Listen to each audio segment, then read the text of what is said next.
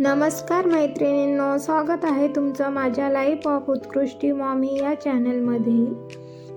आज माझ्याबरोबर 2 गोष्टी घडल्या।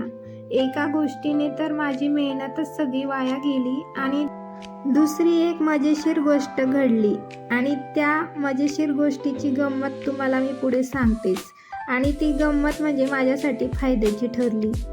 सकाळचे आता 11:30 वाजलेले आहे आणि मुलं आणि सरही शाळेत गेलेले आहेत। आणि त्यानंतर मग हे फ्रीजसाठी मी एक ऑर्गनायझर मागवलेलं होतं आणि तेच आज मला रिसीव झालेलं आहे।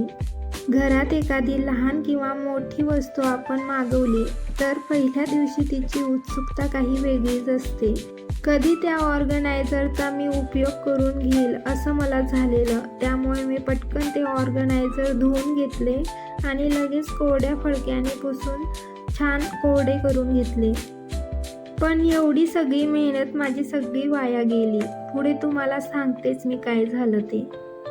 ऑर्गनायझर कोरडे झाल्यानंतर मग लगेचच मी आधीचा जो माझा भाजीपाला होता तो मी आधी त्या ऑर्गनायझरमध्ये ऑर्गनाइज करून ठेवला आणि त्यानंतर नवीन जो भाजीपाला आणलेला होता तोही मी नंतर लावून घेतला।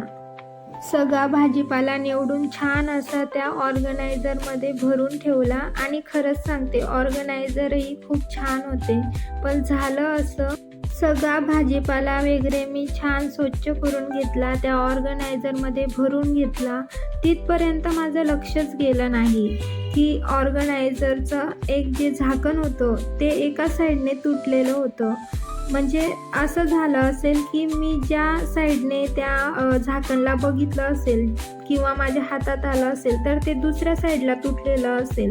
त्यामुळे मग मला असं वाटलं की बॉक्स सगळे चांगलेच आहे। मग मी सगळे धुवून वगैरे स्वच्छ करून घेतले, सगळा भाजीपाला निवडून भरून घेतला, सगळं फ्रीजमध्ये लावूनही घेतलं। पण जेव्हा मी ते यूज करण्यासाठी तो भाजीपालाचा एक बॉक्स बाहेर काढला तेव्हा मग माझ्या लक्षात आलं की एक झाकण तुटलेलं आहे आणि त्यामुळे मग सगळी मेहनत माझी वाया गेली। मग सगळे असे बॉक्स मी खाली केले आणि मग ते रिटर्नसाठी पाठवले।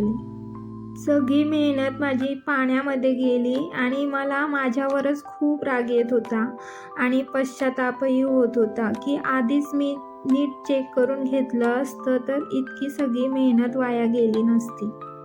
पण ते मला बघता क्षणी खूप आवडलेले, त्यामुळे मग मी सगळे 1-2 चेक केले असणार आणि चेक केलेही असणार, परंतु ते झाकण दुसऱ्या साईडला असेल वगैरे आणि ते काही माझ्या लक्षात आलं नाही। कधी कधी होतं असं, नाही का। बॉक्समध्ये जेवढा मावेल तेवढा भाजीपाला मी बॉक्समध्ये भरून ठेवला आणि त्यानंतर उरलेला भाजीपाला मग मी फ्रीजच्या ट्रेमध्ये ठेवला। आणि टोमॅटो मी धुवून ठेवत नाही कारण 1-2 वेळेस ते खराब झालेले, त्यामुळे मी न धुताच मग ते फ्रीजमध्ये ठेवते। आणि अशा प्रकारे मी छान असे बॉक्स लावून घेतलेले होते। बॉक्सची लांबीही छान होती, म्हणजे फ्रीज मागेपर्यंत छान यूज झालेला होता। चला, माझ्या चुकीमुळे मग मी ह्या ऑर्गनायझरला रिटर्न केलं आणि त्यानंतर मग आता मी दुसरे मागवलेले आहेत आणि तेही मी तुमच्याबरोबर शेअर करेल। आणि हे बघा, काहीसं असं लूक होतं माझ्या फ्रीजचं। ह्या ऑर्गनायझरचा जो बॉक्स होता तोही सृष्टीने छान असा यूज करून घेतला। हे बघा सृष्टीची क्रिएटिव्हिटी। इथे ती त्या ज्या ऑर्गनायझरचा जो बॉक्स भेटलेला होता त्याला अशी ती फेविकॉलच्या साहाय्याने कागद चिपकवून घेत आहे आणि त्यानंतर मग तिने त्या बॉक्सला सुकू दिलं, त्यानंतर त्याला कलर करून घेतलं आणि छान असं त्याला क्रिएट केलेलं आहे। पुढे तुम्हाला ते दिसेलच। या टाकाऊ बॉक्सचा तिने फुलदाणी बनवण्यासाठी यूज करून घेतलेला आहे आणि त्यानंतर मग कागदांची फुलंही त्यामध्ये बनवून घेणार आहे। आणि कागदांची फुलं बनवल्यानंतर मग दांडीसाठी तिने खाली अशी अगरबत्ती यूज केलेली आहे। आणि लांबून जर बघितलं तर खरंच ते आर्टिफिशियल फ्लावर सारखेच ते फ्लावर दिसत होते आणि मी ते एका कोपऱ्यात सजवून ठेवणार आहे कारण त्यामुळे सृष्टीलाही थोडंसं प्रोत्साहन भेटेल आणि आपण तयार केलेल्या वस्तूचा मम्मीने यूज केला त्यामुळे तिला नवीन वस्तू बनवण्यास उत्सुकता निर्माण होईल। आणि त्यामुळे तिची क्रिएटिव्हिटी अजून वाढेल. संध्याकाळ झालेली आहे, 5:15 वाजले असतील आणि इथे मी चहा ठेवायला घेतलेला आहे. आणि चहा मी मोठ्या पातेलीमध्ये ह्यासाठी ठेवला की आम्ही रोज 2 लिटर दूध आणतो आणि मग पहिल्या दिवशी ते यूज झाल्यानंतर त्या पातेलीत फक्त 1च लिटर दूध शिल्लक राहतं. मग त्या दिवशी मी दुसऱ्या लहान पातेलीत ते दूध काढून घेते आणि मग ती मोठी पातेली खाली झालेली असते, मग त्याच पातेलीमध्ये मी चहा ठेवून घेते. सर लग्नाला बाहेर गेलेले आहेत, त्यामुळे मग संध्याकाळी चहा वगैरे घेतल्यानंतर मग मीही माझ्या मैत्रिणीच्या घरी भेटून आली. आणि हे पहा, मैत्रिणीच्या घरी असे मस्त लव बर्ड होते. स्टार्टिंगला मला ते पोपट वाटले, पण मग मैत्रिणीने सांगितलं अगं ते म्हणजे लव बर्ड असतात आणि ते एवढेच राहतात बुवा, याच्यापेक्षा ते काही मोठे होत नाही. गप्पा गोष्टी करत बराच टाईम झाला आणि त्यानंतर मग मी घरी आली आणि त्यानंतर सगळं घर असं झाडून काढलं आणि लगेचच मग देवपूजा करून घेतली.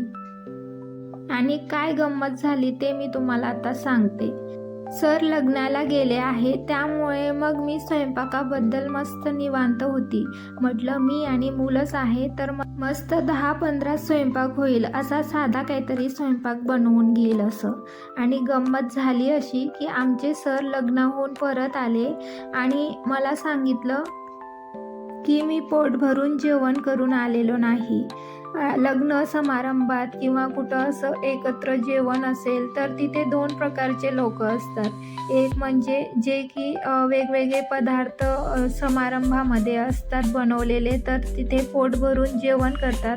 आणि दुसरे असे असतात की जे लाजत बिजत असे उपाशी येतात. त्याच्यातले आमचे सर म्हणजे दुसऱ्या पर्यायामध्ये येतात. मग मी सरांना सांगितलं बरं आहे, मी घरीच मग काहीतरी बनवून घेते. परंतु सर आमचे बोलले की आत्ता उशीर झालेला आहे, मग आपण एक काम करूया, आपण सगळेजण बाहेरच जेवायला जाऊया. आणि असा मला फायदा झाला त्या गमतीचा. ब्लॉगिंगला मी आत्ताच सुरुवात केलेली आहे, त्यामुळे मग बाहेर शूट घेणं मला थोडंसं कम्फर्टेबल वाटत नाही. तरीही थोडंफार जेवढं शूट घेता येईल तेवढं मी घेतलेलं आहे. रात्री आम्हाला हॉटेलमध्ये जायला थोडा उशीरच झालेला होता, त्यामुळे मग हॉटेलमध्ये बऱ्यापैकी वर्दळ कमी होती. आणि उत्कर्ष इथे रागवलेला आहे की आपली दीदी आपल्या पुढे चालली गेली, त्यामुळे त्याला राग आलेला आहे. आणि त्यानंतर मग सृष्टी तेच त्याला म्हणवत आहे. लहान मुलांची नाटकं हे घरी आणि बाहेर हे सारखेच असतात. त्यानंतर मग जेवणानंतर त्यांना आईस्क्रीम खायची होती. मग पुढे जाऊन अजून आम्ही त्यांच्यासाठी कोन घेतले. आणि हे बघा, कोन घेण्याच्या आनंदामध्ये उत्कर्षचा इथे डान्सच सुरू झाला.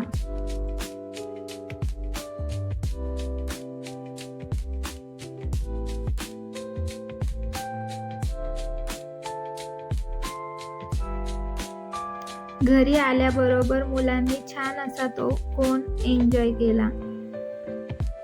असा हा आजचा दिवस सकाळी थोडीशी फजितीचा आणि त्यानंतर मग थोडासा फायद्याचा ठरला. आणि इथे मी माझा ब्लॉग संपवते. भेटूया नवीन ब्लॉगमध्ये. तिथपर्यंत काळजी घ्या.